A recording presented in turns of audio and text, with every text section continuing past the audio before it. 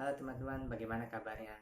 Buat kalian yang sudah beberapa minggu di rumah aja, mungkin kalian sudah mulai merasa bosan ya.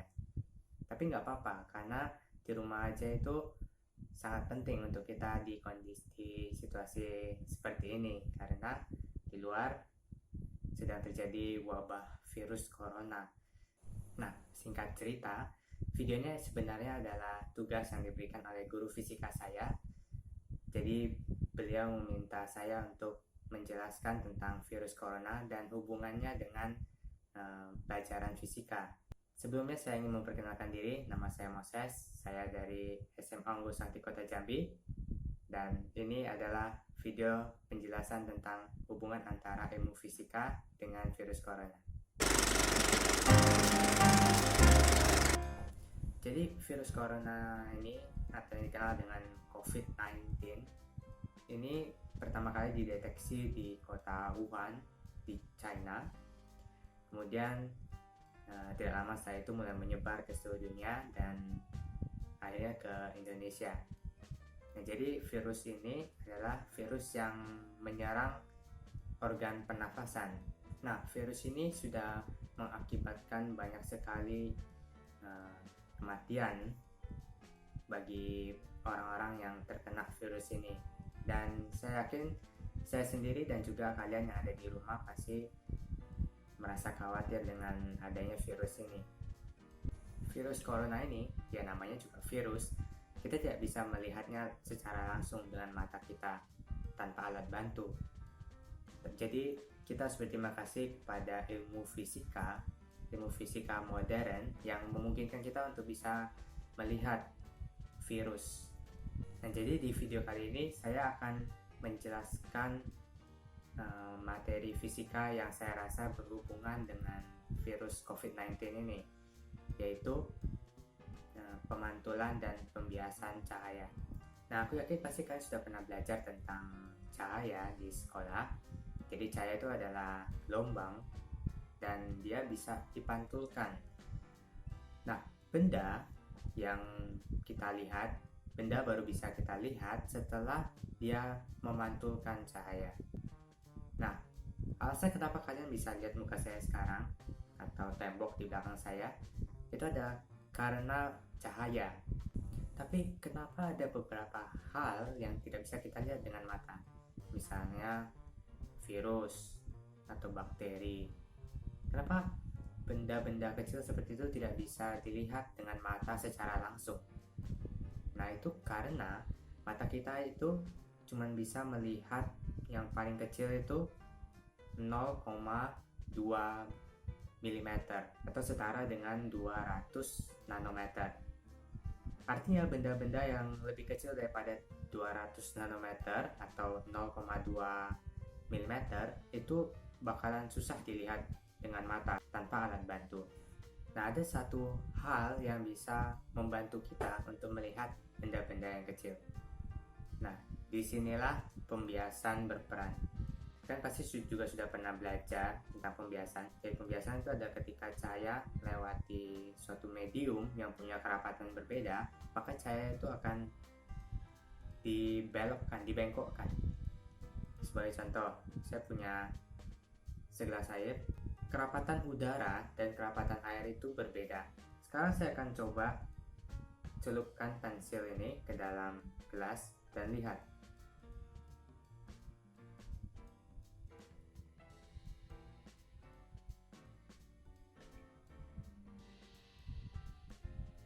Pensilnya terlihat patah, ya kan? Nah, sekarang coba kalian lihat tangan saya, jari saya. Ini ada jempol saya, terus saya letakkan di belakang. Lihat, ukurannya itu jadi tambah besar. Jadi kesimpulannya adalah pembiasan juga dapat memperbesar ukuran suatu objek yang kita lihat. Nah, salah satu alat optik yang bisa memperbesar atau memperkecil suatu benda ketika kita lihat adalah lensa. Biasanya untuk memperbesar ukuran suatu objek yang kita lihat, kita membutuhkan lensa cembung. Nah, satu lensa cembung saja itu tidak cukup untuk memperbesar benda-benda yang kecil, sekecil virus. Makanya para ilmuwan menggunakan mikroskop untuk melihat benda-benda yang kecil. Nah, ada dua jenis mikroskop yang dipakai. Sebetulnya masih ada jenis-jenis yang lain, tapi saya akan singgung dua. Yang pertama adalah mikroskop cahaya, dan yang kedua adalah mikroskop elektron. Nah, kita bahas yang mikroskop cahaya dulu. Jadi mikroskop cahaya itu terdiri dari dua lensa. Jadi kalau kita biasanya lihat,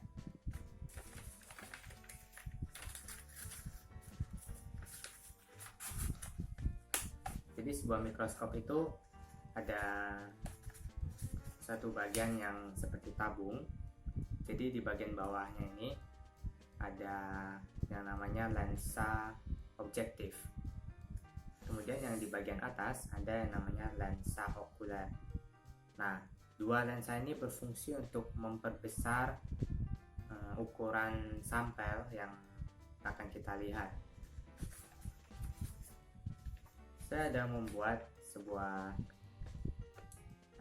grafik kecil tentang bagaimana cahaya dibelok-belokkan ketika kita menggunakan mikroskop. Jadi lensa yang di sini adalah lensa objektif, kemudian lensa yang di sini adalah lensa okuler. Nah, jarak fokus lensa objektif itu lebih pendek daripada jarak fokus lensa okuler. Nah, kalau kita lihat ini, kita anggap ukuran sampelnya itu 1 cm. Saya buatnya ukuran sampelnya 1 cm di sini. Kemudian cahaya datang dari arah lensa objektif. Kemudian kita lihat di sini, yang pertama, gambar yang dihasilkan, bayangan yang dihasilkan itu diperbesar dan terbalik. Kemudian tapi belum selesai sampai di sini, karena masih ada lensa yang jarak fokusnya itu lebih panjang, yaitu lensa okuler. Diperbesar lagi oleh lensa okuler. Jadi kalian bisa lihat garis-garisnya ini. Kenapa saya tidak melanjutkan garis ini? Karena garisnya ini akan saling menjauh, jadi kita bisa tarik dia mundur ke belakang supaya kita bisa mengetahui seberapa besar bayangan akhir yang dihasilkan, dan bayangan akhirnya itu bersifat terbalik dan diperbesar. Ini bayangan akhirnya sebesar ini, dari yang cuma 1 cm jadi sebesar ini. Nah, soal yang itu kalian bisa pelajari lebih lanjut waktu di sekolah nanti. Tapi mikroskop cahaya itu punya satu keterbatasan, yaitu dia cuma bisa melihat yang paling kecil itu 200 nanometer. Kalau mata kita tadi kan bisa lihat yang paling kecil itu 0,2 mm atau setara dengan 200.000 nanometer. Sedangkan mikroskop cahaya itu bisa lihat yang paling kecil itu sekitar 200 nanometer. Tapi itu tidak cukup untuk melihat virus, karena ukuran virus itu adalah virus COVID-19 ya. Ukurannya itu sekitar 90 nanometer. Masih kurang untuk mikroskop cahaya. Nah, kenapa mikroskop cahaya tidak bisa melihat yang lebih kecil daripada 200 nanometer? Karena keterbatasan panjang gelombang cahaya. Jadi dibutuhkan gelombang lain yang panjang gelombangnya itu lebih pendek. Nah, maka para ilmuwan menciptakan yang namanya mikroskop elektron. Nah, mikroskop elektron ini berbeda karena dia menggunakan elektron, bukan cahaya.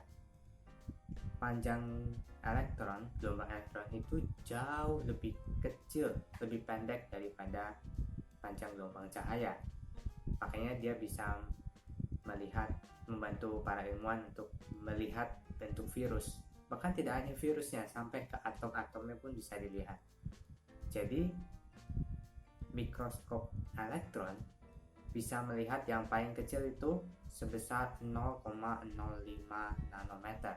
Itu cukup untuk melihat sebuah virus. Cara kerja mikroskop elektron itu kurang lebih sama prinsipnya seperti mikroskop cahaya. Jadi kalau mikroskop cahaya itu dia cahayanya datang dari bawah ya. Tapi kalau mikroskop elektron dia cahayanya bukan cahaya, dia pakai elektron. Itu sumbernya datangnya dari atas. Jadi sama, dia bentuknya seperti tabung, tapi tabungnya itu hampa udara vakum. Kemudian di bagian atasnya itu ada namanya elektron gun atau ya penembak elektron. Jadi elektron, partikel-partikel elektron ketika ditembakkan dalam sebuah ruang yang hampa udara, itu dia bisa bergerak cepat. Nah, yang perlu mereka lakukan adalah mereka perlu membuat supaya partikel-partikel elektron tadi bisa bergerak mendekati kecepatan cahaya, sehingga fungsinya bisa menggantikan fungsi cahaya pada pada mikroskop cahaya. Nah, di mikroskop elektron mereka juga pakai beberapa lensa, tapi lensanya itu bukan lensa seperti yang di mikroskop cahaya. Mereka pakai lensa menggunakan medan magnet. Jadi mereka menemukan bahwa medan magnet itu bisa menyebabkan efek pembiasan sama seperti lensa terhadap cahaya. Nah, elektron-elektron ini tidak hanya membantu para ilmuwan untuk melihat suatu benda dari luarnya saja, tapi juga bisa membantu para ilmuwan untuk melihat struktur dalam dari objek yang mereka lihat. Jadi dari video ini kita bisa mengambil kesimpulan bahwa virus itu termasuk dari hal-hal yang tidak bisa kita lihat secara langsung menggunakan mata. Tapi berkat ilmu fisika, kita bisa melihat benda-benda tersebut. Dengan adanya prinsip fisika tentang pemantulan cahaya dan pembiasan cahaya, kita bisa melihat sesuatu yang tidak bisa kita lihat sebelumnya. Kita bisa melihat virus, kita bisa melihat bakteri, dan ini tentu sangat bermanfaat bagi kita, dan bahkan sangat bermanfaat di saat wabah COVID-19 seperti ini. Para ilmuwan perlu menyelidiki virus tersebut. Jadi berkat adanya ilmu fisika ini dan dengan adanya alat-alat optik seperti mikroskop elektron misalnya, mereka jadi bisa itu bisa mempermudah kerja para dokter untuk menemukan obat virus. Nah, untuk kalian yang ada di rumah, tentu kita tidak akan mencoba membeli atau bahkan membuat sendiri mikroskop elektron hanya untuk melihat apakah ada virus di tangan kita misalnya. Jadi untuk kalian yang ada di rumah, terus jaga kebersihan kalian, selalu cuci tangan, dan jangan lupa untuk terus menjaga kebersihan benda-benda yang ada di sekeliling kita, karena kita tidak bisa melihat virus. Kita cuma bisa melihat virus dengan bantuan mikroskop elektron. Jadi saya harap kalian tetap di rumah aja sama beberapa saat ini, dan selalu jaga kesehatan kalian. Sepertinya sampai di sini saja video saya untuk hari ini. Terima kasih sudah menonton dan sampai jumpa.